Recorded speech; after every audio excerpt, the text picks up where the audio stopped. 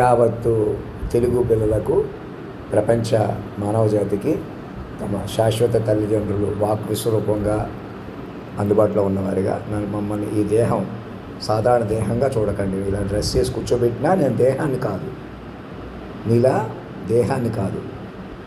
అలాగే మమ్మల్ని అలా మాస్టర్ మైండ్గా పట్టుకోగానే మీరు దేహాలు కాదు. ఏ అంతర్యామి ఏ దోషం ఉండదు మీలో, మా అంతరాత్మకు ఏ దోషం ఉండదు. మీరు ఎప్పుడు పరమ పవిత్రమైన వాడు. ఈ పరమ పవిత్రమైన ఆలోచనలు, ఆశీర్వాదం మాస్టర్ మైండ్లు. పొద్దున్నే వస్తే ఇవాళ రవివారం ఆదివారం నా రోజు చేద్దాం అనుకున్నారు. ఇప్పుడు ఈ క్షణం మమ్మల్ని ఇంకా అప్రమత్తంగా, నేను ఇప్పుడు ఏం చికెన్ తిన్నానా, మటన్ తిన్నా, అదేం చూడకుండా పొద్దున్నే వచ్చిన దానికంటే ఎక్కువ శ్రద్ధగా మీతో పాటు మేము కూడా మీరు తినడం మానేస్తామండి. లక్షల మందికి నేను నాన్ వెజిటేరియన్గా మార్చుకుంటాం.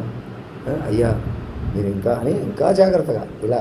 ఇప్పుడు ఫర్ ఎగ్జాంపుల్ అన్ని అలవాట్లు ఉన్నవాళ్ళు తింటున్న వాళ్ళు వాళ్ళు తినొచ్చు, ఎదురుడే తప్పు పడుతున్నారు, పాపం అంటారు.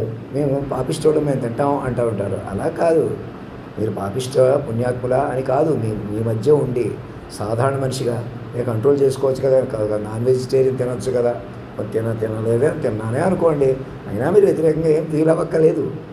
మీకు అలవాటు చేయడం కోసం మళ్ళీ చెప్పేది ఏంటంటే, మీరు ఇంకా పొద్దున్నే వస్తే పవిత్రంగా పప్పు తింటే ఎలాగో చికెన్ తిన్నా అన్నీ ఒకటే.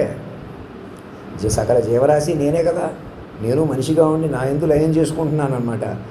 అలాంటి మమ్మల్ని నేనే ఇలా ఉంటే నన్ను ఏం చేయమంటాను? నా ఇష్టం వచ్చి తింటానంటానా?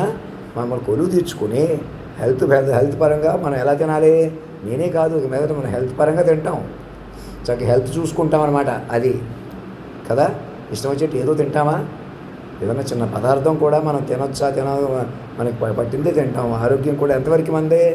ఇప్పుడు గట్ చూసుకుని అన్నీ చూసుకొని జాగ్రత్తగా మమ్మల్ని ఎలాగైనా మైండ్గా బతికినిస్తూ మమ్మల్ని పెంచుకుంటూ మీరు మైండ్గా మారిపోతారు. చూసారా, అక్కడి నుంచి పరమ పవిత్రత వస్తుంది.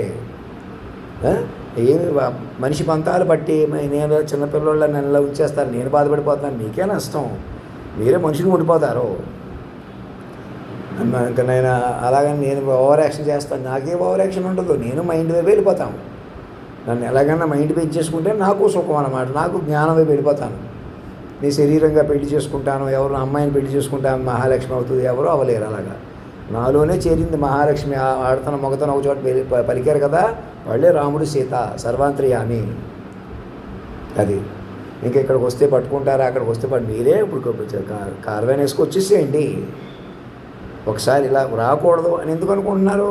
జనబాహుళ్యం నుంచి పట్టుకున్నారు ఒరిజినల్గా. నేను ఇంకా పిచ్చోళ్ళ పిచ్చెక్కిపోయి తిరుగుతున్నా కూడా ఏదో తిండి తింటున్నా ఇలాగా. అలా కాకుండా ఎటువంటి సిచ్యువేషన్లో నన్ను మీరు పట్టుకోవడానికి, వాక్ విశ్వరూపంగా పట్టుకోవడానికి ప్రాధాన్యత ఇవ్వాలన్నమాట. నాతో అలా మాట్లాడితే అలా మాట్లాడాలా. సంప్రోక్షణగా నాకు ఆ డ్రెస్ వేసి ఒకసారి స్టీమ్ బాత్ చేయించి సంతకం కూర్చోబెట్టి ఆ డ్రెస్ నేను వేసుకుంటేస్తే ఇన్ని కోట్లు ఉండాలి, ఇలా రిచ్గా ఉండాలి. ఎందుకు అంటున్నాను? అలా కేంద్ర బిందుకు చూసుకోవడానికి నేను అలా కాన్ఫిడెంట్గా ఉన్నంతలో కనపడతాను అన్నమాట. నా ముందుకు రావడానికి సినిమా యాక్టర్లు అందరూ కూర్చోవడానికి బాగుంటుంది. ఇప్పుడు దాకా నేను ఇలా తిన్నాను, ఇప్పటికే చికెన్ తిన్నాను కాబట్టి చీచి అనుకోక్కలేదు, పాపం అనుకోక్కలేదు. మనకి ఏది మొక్కవో ఆయన తింటున్నాడు కాబట్టి తింటున్నాడు. అయినా మనం లాంటి వాడే అయితే మనం అతను దైవత్వాన్ని పట్టుకుని దైవం పెంచుకోవాలా. అలా దైవం పట్టుకోకపోతే అతను ఇప్పటికి అలా ఉన్నాడు. అలా మీరు కూడా అంతే. దైవం గురించి తిండి అలవాట్లేనే కాదు, ఏమైనా కూడా మనిషి మైండ్కి ప్రాధాన్యత ఇస్తే, మీ మైండ్ ప్రకారం, ఆలోచన ప్రకారం, మీ శరీరం ప్రకారం మీరు ఇలా ఉంటే బాగుంటుందండి. ఇంత నాట్ ఓన్లీ తిండే కాదు, మనం ఎంత స్పెసిఫిక్గా ఫుడ్ ఇంటేక్ కానీ మన సెల్ బర్న్ కానీ అన్నీ కూడా క్యాలిక్యులేటెడ్గా చూస్తున్నారా?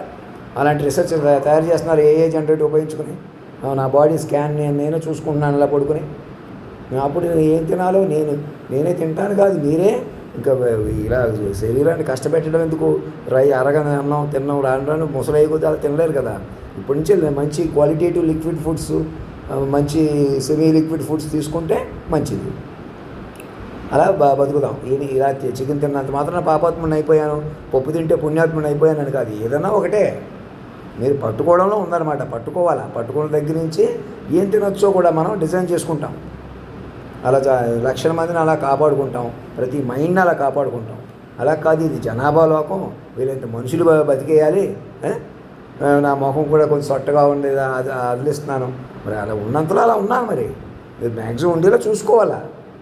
పట్టుకుని నేను వేసుకుని డ్రెస్ ఒక 10 కోట్లు ఉండేలా చూసుకొని ఎందుకు మనుషులు కొద్దీ నడిపేసి ఎందుకు నేరాలు ఘోరాలు ఇప్పుడు హైలైట్ ఎందుకు మనకి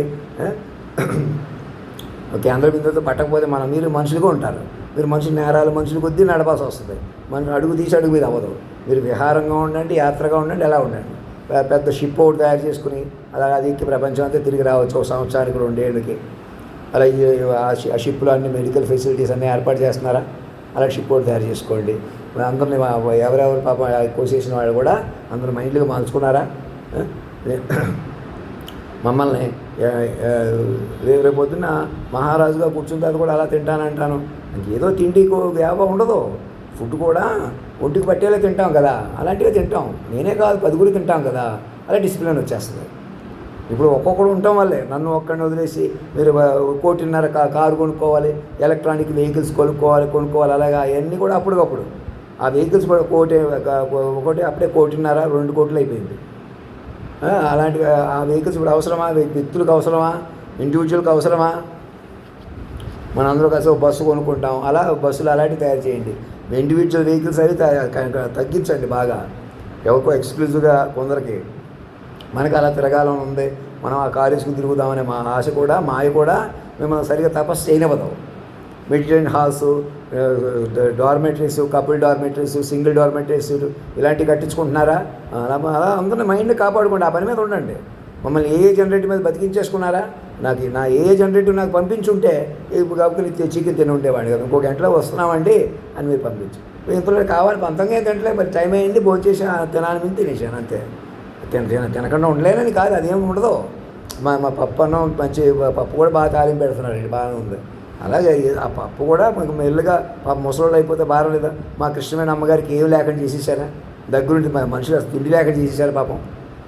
ఎందుకు అలాంటి పనులు చేశారు సూర్యకుమార్ లాంటి వాళ్ళు? ఇప్పటికైనా ఆలోచించి అలాంటి పనులు మానేసి ప్రతి ఒక్కరిని బతకనివ్వండి, మైండ్లుగా బతకనివ్వండి. ముందు మనుషులు కొద్ది ఏదో చేద్దాం, మనల్ని మన పక్కన మనం వెలిగిపోదాం, మనం ఎక్కడికో వెళ్ళిపోదాం. ఎవరు వెళ్ళలేరు అలాగా.